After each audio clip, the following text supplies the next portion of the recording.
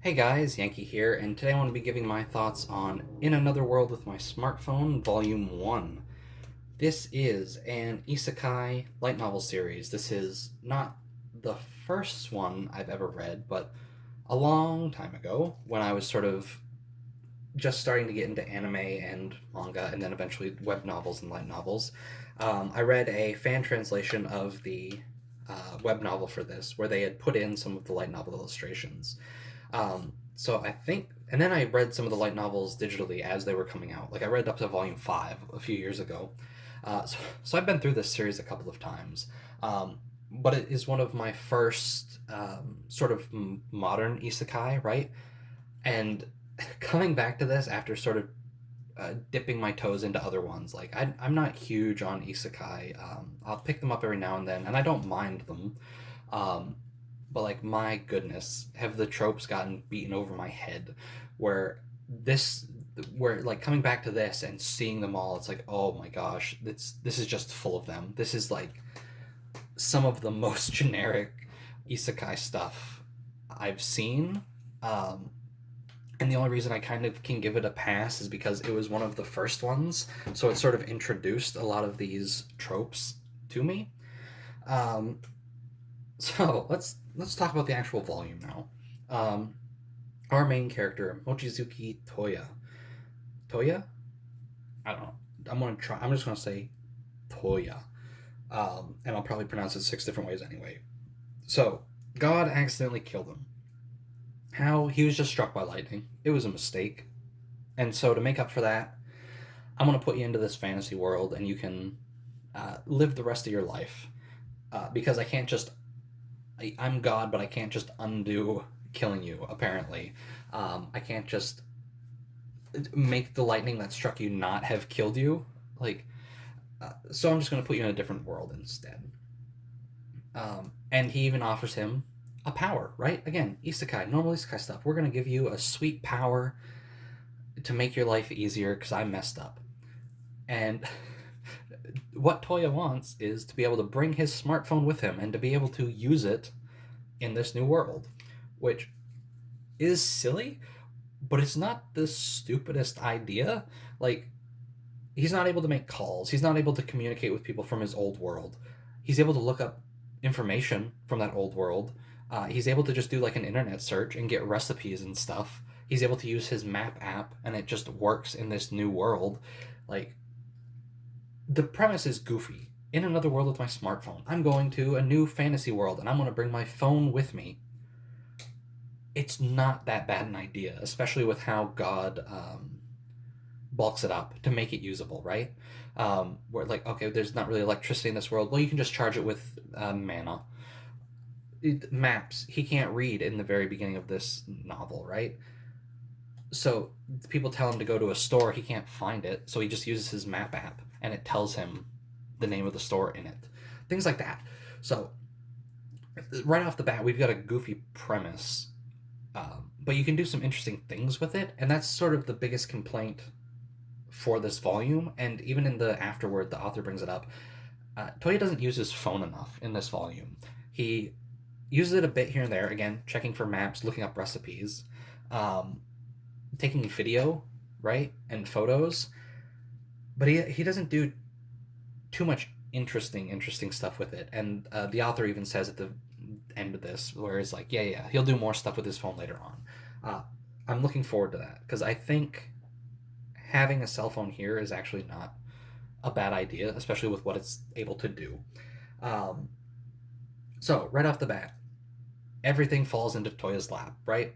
This is these kinds of isekai, like this is their MO, where it's like he ends up in the new world immediately. The first person he comes into contact with is someone that's going to be major and help him out, right? So Toya is just dumped in the middle of nowhere. God basically says like, okay, just if I dump you into town, it'll be weird. So you're gonna have to walk a little bit. No problem. A carriage goes by, stops. Who is it? It's a tailor who owns like a clothing shop, who sees Toya wearing modern day clothes and has no idea how they were made. So immediately he's like, all right, come with me. I want to buy these clothes. I will give you a bunch of clothes that are more suitable for sort of this world in return. So right away, Money isn't an issue because he gets a bunch of money for these clothes. He gets clothes that actually fit in with the setting, so he doesn't stand out. And he makes like friends with this big business guy immediately. So after getting some clothes, he leaves and he sees two girls getting mugged. Um, and so he steps in with all the powers that God gave him because God didn't think just giving him a cell phone was a power up enough. So he just gave him like a bunch of boosted strength and all this like crazy magic stuff. And so Toya steps in with the new money he has acquired. He solves the situation like that. Basically, what are their names? Els and Lynn's. Oh boy, how am I supposed to pronounce it? Siloeska. Um, Twins who are adventurers who made a deal with some shady people to sell them a horn from some animal. And then the guys try and go back on the deal, say they're not going to pay what they were promised. Toya steps up, says he will pay what they were originally promised, and then he just breaks the horn that they were trying to trade because it's his now. He's going to pay for it. And he easily defeats these guys, and then Els and Lynn's are now his friends, and they're now his companions. Um, and that's how we're also introduced to the third sort of party member, Kokone Yai, who is from Fantasy Japan in this world, which is apparently exactly like Japan except a few hundred years ago. She's also getting mugged or so, like shook down, and then Toya steps in and just beats them up, and now she's part of the crew. Cool. Like again, this is stuff that you see all the time in isekai stuff, where it's just like, oh, beautiful girl is being attacked. I'll save you. Ha. And then, okay, now they're a part of my harem now. So, like, this volume is, it's really, really generic. We've got an adventurer guild. We have, like, ranks that go up the more things you accomplish. So, like, that's in every isekai. We even have, and this is the worst one for me because I hate this trope so much. Oh no, that carriage is being attacked by villains. Let's go and save them. Oh, it's a princess, or oh, it's some sort of royalty. And that happens here. The girl in the pink hat on the right of the front cover here, what is her name? Her name is Sushi Urena Ortlind, and she is the daughter of a duke. And so in this first volume, like Toya goes from a fish out of water in this mysterious world to already friends with royalty and things like that. And by the end of this volume, he's befriended the king and is engaged to the princess, who is the blonde girl on the left of the front cover.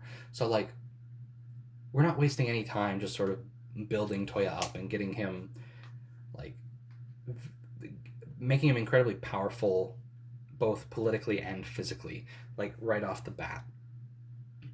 So, anyway, I'm sort of skipping all over some stuff. Like, it's fine, right? Toya, Lynn's, Els, Yai, they become a party. They're adventuring.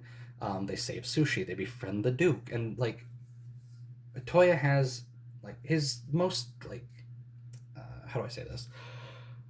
His most broken ability is there's like certain types of magic in this world, right? Fire, water, earth, things like that. There's one just called null magic, which is supposed to be specialized magic, where like it's a spell that like only really works for one people, and you can't really replicate it. So, oh boy, which one is which? I think Els is the fighter. Um, she has a null magic that lets her boost her physical abilities. Toya can use any null magic as long as he knows what it's called and he knows what it does. And so a lot of his sort of accomplishments in this volume come from that. Like, he meets Sushi, and she brings him to her manor, and we learn that her mother is blind, and Sushi went to another town that her grandmother is in because her grandfather was a magician and he had an ability that could like cure those kinds of illnesses, and she was trying to see if there was anybody that had a similar ability. Well, Toya can use any kind of null magic, so he unblinds this girl's mother because it's so silly. because of course he can, right? And that's how they become really good friends. And then because he was able to do something like that, later on somebody tries to assassinate the king. So the Duke, Sushi's father, who is the brother of the king, sees Toya and says, "Hey, my brother's about to die. Save him." And so he does. And then we meet at the castle. So Toya saves the king, and we have like this whole silly mystery thing going on. Not really a mystery, but like the reveal of who the attempted murderer was. Um, and after that, like, what is her name? Yumina Urena Belfast, the princess, decides she is going to marry Toya. And of course, the king and the queen are all on board with this. In this, they at least do a somewhat decent job of saying why they're okay with it. Yumina has an ability called Mystic Eyes. I don't know if you can tell in the cover because my videos are always kind of washed out, but this is like the color on this cover is like really like not faded, but it's not very bright. It doesn't pop, right? Um, so she has two different colored eyes. Um, and the Mystic Eyes basically let her see a person's true nature. And so Toya, being our protagonist, is incredibly virtuous, and she sees that. And he has no ill intentions. When he saved the king, of course he didn't have anything he was trying to gain. He was just saving the king. So Yumina decides, people are approaching me trying to marry me, and they're all scumbags. I will get engaged to Toya. Perfect. That solves all our problems. And so the king and the queen are accepting of that because, again, she has this magic eye that lets her see sort of people's true nature, which is fine. Like it could have been like done worse. Like that's a decent enough reason for why the king and the queen are immediately on board with this, right? And of course that he just saved the king's life, and he has the ability to make people blind not blind anymore. So I get why they were okay with that. Um, but yeah, that's the bulk of this first volume. It ends with Yumina now being engaged to Toya, joining the party, and she is now going on quests with them. She's able to use summoning magic, which she teaches to Toya, who summons a legendary beast right away called the White Monarch. Oh boy, what are they called? I forget what they're called, but like I think it's Chinese mythology where it's like, okay, you've got the white tiger and the, is it like the black tortoise that has like the snake, um, and it's like a phoenix, but obviously it's called something else. And I don't remember what the fourth one is. Is it just a dragon? Um, I don't remember, but he summons the white monarch, which is the tiger of those four mythological beasts, right? Um, and he tames it because, of course, he does, and he gives it a name, Kohaku, which isn't really that important, but I have it written in my notes anyway. Um, and that's the first volume. We also get two little interlude chapters in this, um, neither of which are really good. The first one in particular I find just awful, um, where Toya accidentally gets adventurers that aren't very well meaning. He gets on their bad side and they try and attack him. And of course, he is uber powerful, so he just sweeps the floor with them and then basically tortures them. He strips them naked, takes photos of them, threatens to cut off their their penis, and it's just not very good. I didn't really like that interlude at all. It was obnoxious, um, and it genuinely made me dislike Toya more. Up through this whole volume, he was whatever, but like that whole interlude chapter was just mind numbing. Like he's a 13, 14, 15. I forget exactly. I think he's 15. They said in this volume, and so he's just butting into grown men arguing and just trying to like acting smug as he tells him like, you're calling me a child, but you're the one acting childish, and it is obnoxious. It's the worst part of this book. Interlude 1 is terrible. Interlude 2, A Day in the Capital. I didn't even mention that Toya is staying at an inn, and he's sort of befriended the girl that's sort of tending it and the actual owner. And so he's befriended them, he's befriended some shop owners in town and stuff like that. And so in this second interlude here, he goes to the capital with them to get some goods. And they have ulterior motives in that they are going because they want to see prostitutes. And Toya's not interested. He just does some adventure quests. Okay. But then at the end, it's like, uh-oh, here's a flyer for the brothel that everybody went to that Toya just has. He picked it out of somebody's like pocket or like a bag or something. He was snooping around and grabbed it and then ran off with it and then didn't even hide it properly. So I don't feel bad about Toya getting caught with that and then being like getting yelled at by the girls because he's an idiot. Like that was the stupidest thing you could have done. Leave people's stuff alone. And if you picked it up, like just say that you picked it up. Like these interludes were the worst parts of the book. The second one's not as bad, especially when it was just like the girls chatting and sort of getting to know each other. Like that stuff was okay. Um, but yeah, the interludes didn't do Toya any favors. He came off as really obnoxious and in the first one, and then just really stupid in the second one. Um, Overall, though, I like this series. It's silly. I read the first 5 volumes digitally before they started getting print releases, and so I know what happens up till that point.